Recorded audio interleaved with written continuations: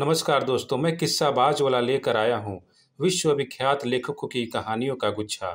दोस्तों, अगर हमारी कहानी आपको पसंद आए तो इसे लाइक, सब्सक्राइब और शेयर जरूर करें। तो आइए बिना देर किए शुरू करते हैं आज की कहानी। कहानी का शीर्षक है जंक्शन। इसे लिखा है गजानन माधव मुक्तिबोध ने। रेलवे स्टेशन लंबा और सूना, कड़ाके की सर्दी। मैं ओवरकोट पहने हुए इत्मीनान से सिगरेट पीता हुआ घूम रहा हूँ। मुझे इस स्टेशन पर अभी 5 घंटे रुकना है। गाड़ी रात के 12:30 बजे आएगी।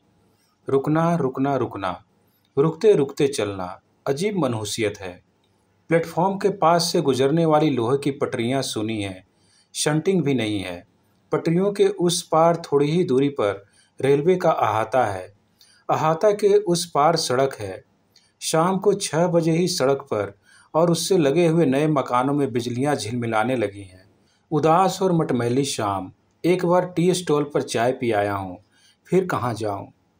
शहर में जाकर भोजन कराऊँ, लेकिन यहाँ सामान कौन देखेगा। आसपास बैठे हुए मुसाफिर फटी चादरों और धोतियों को ओढ़े हुए सिमटे सिमटे ठिठुरे ठिठुरे चुपचाप बैठे हैं। इनके भरोसे सामान कैसे लगाया जाए। कोई भी उसमें से कुछ उठाकर चंपत हो सकता है। टी स्टॉल की तरफ नज़र डालता हूँ। इक्के दुक्के मुसाफिर घुटने छाती से चिपकाए बैठे हुए दिखाई दे रहे हैं। गर्म ओवरकोट पहनकर चलने वाला सिर्फ मैं ही हूँ। अगर कोई भी मुझे उस वक्त देखता तो पाता कि मैं कितने इत्मीनान और आत्मविश्वास के साथ कदम बढ़ा रहा हूँ। इतनी शान मुझे पहले कभी महसूस नहीं हुई थी। यह बात अलग है कि गर्म ओवरकोट उधार लिया हुआ है।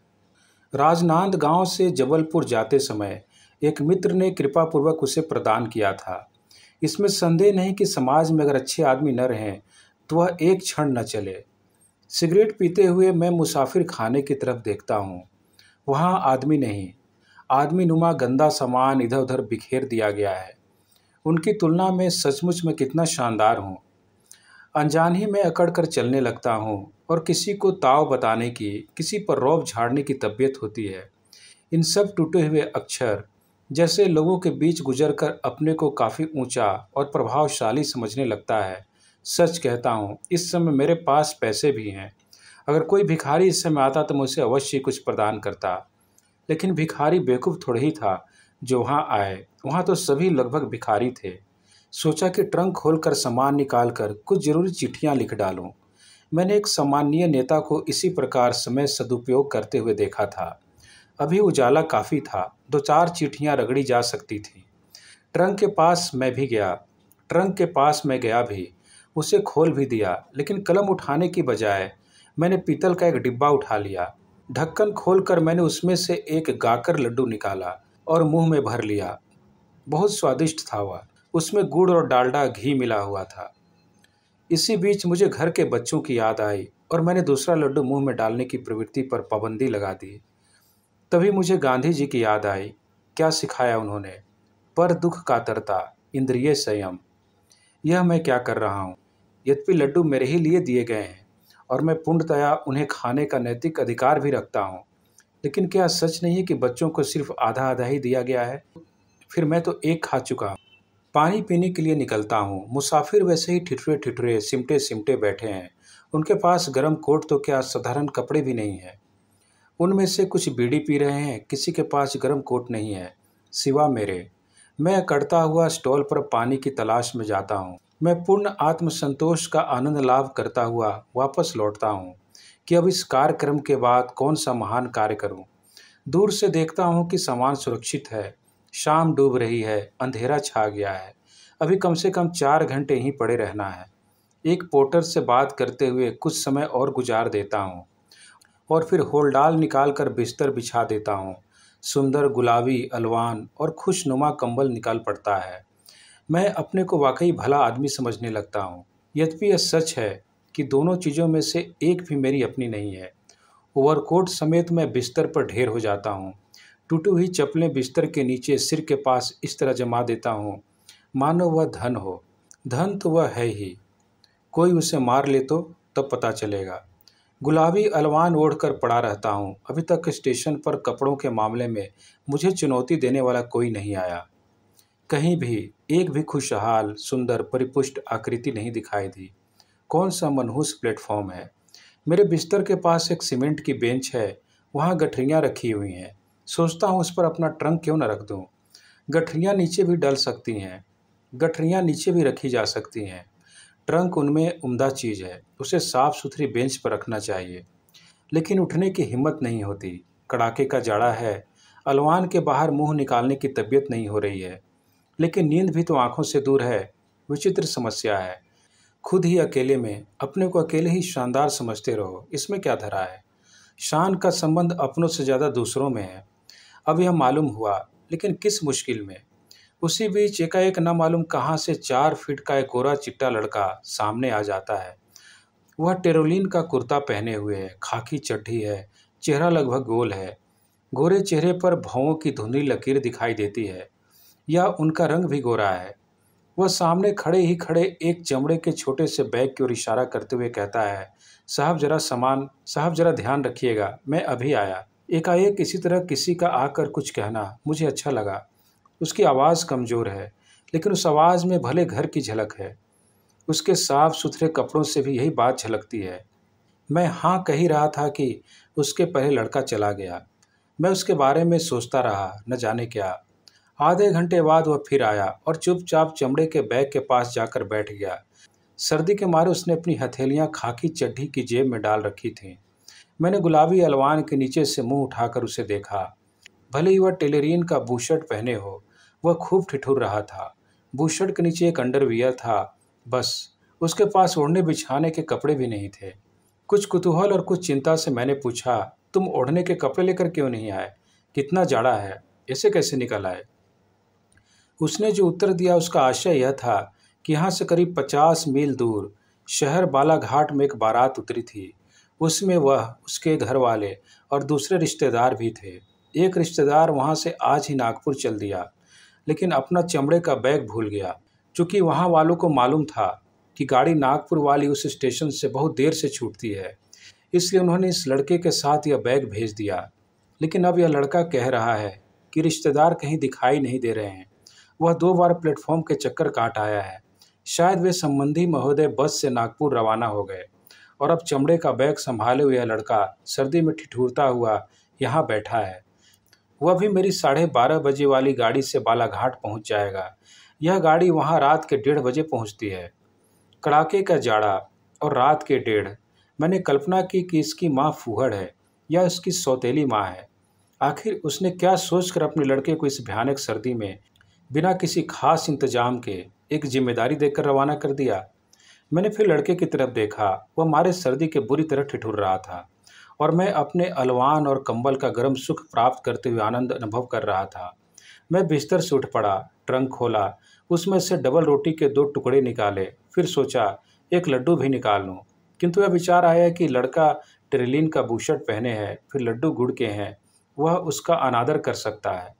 उसके हाथ में डबल रोटी के 2 टुकड़े और चाय वाले से लिया हुआ एक चाय का कप देते हुए कहा, तुमने अभी तक कुछ नहीं खाया है, लो इसे लो। नहीं नहीं, मैंने अभी भजिए खाए हैं। और लड़के के नन्हे हाथों ने तुरंत ही लपक कर उसे ले लिया। उसको खाते पीते देखकर मेरी आत्मा तृप्त हो रही थी। मैंने पूछा, बालाघाट से कब चले थे? 3 बजे। 3 बजे से तुमने कुछ नहीं खाया? नहीं तो 2 आने भर के भजिए खाए थे, चाय पी थी।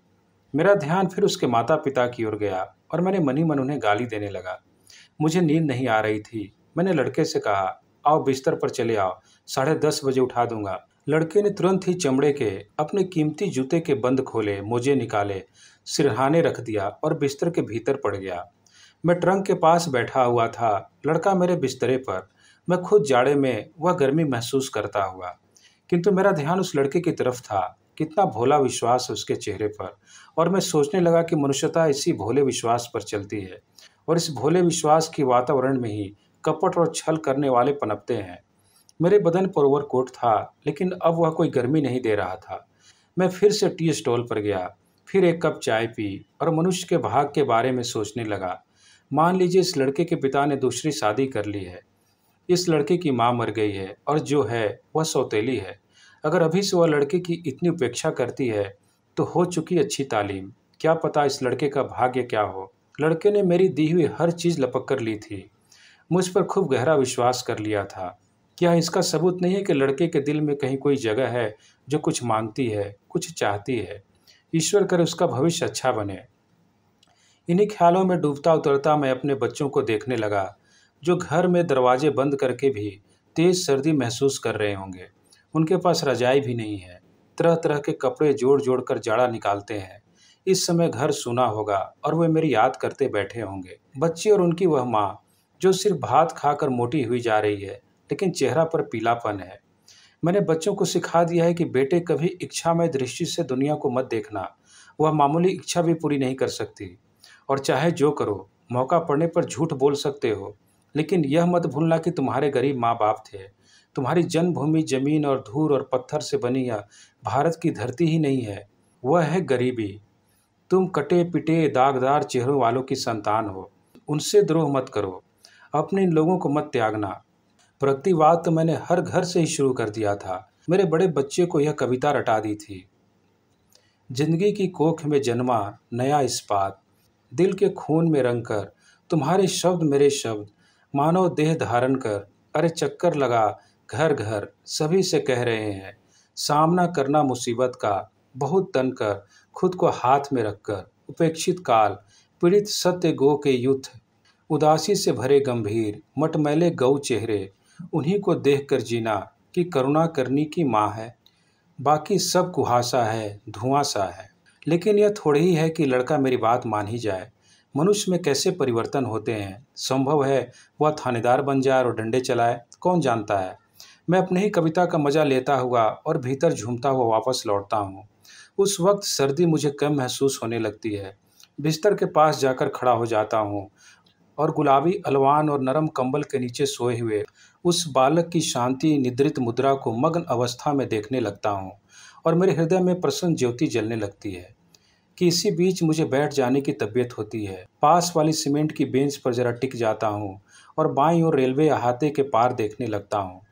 बाईं ओर बेंच पर रखी गठरियों के पास बैठे हुए एक दूसरी आकृति की ओर ध्यान जाता है।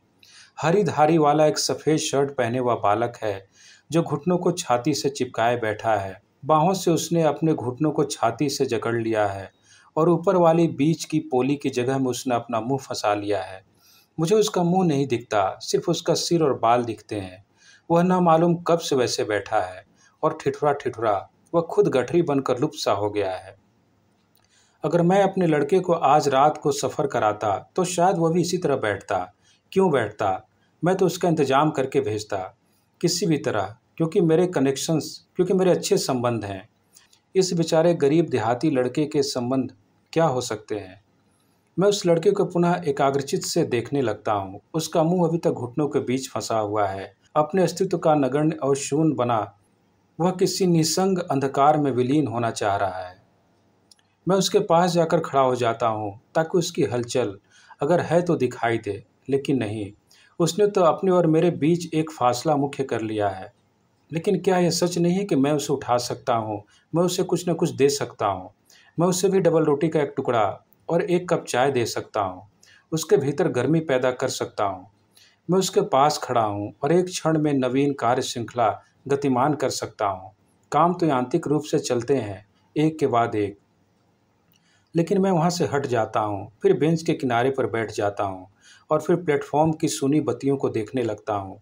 मेरा मन एकाएक स्तब्ध हो जाता है।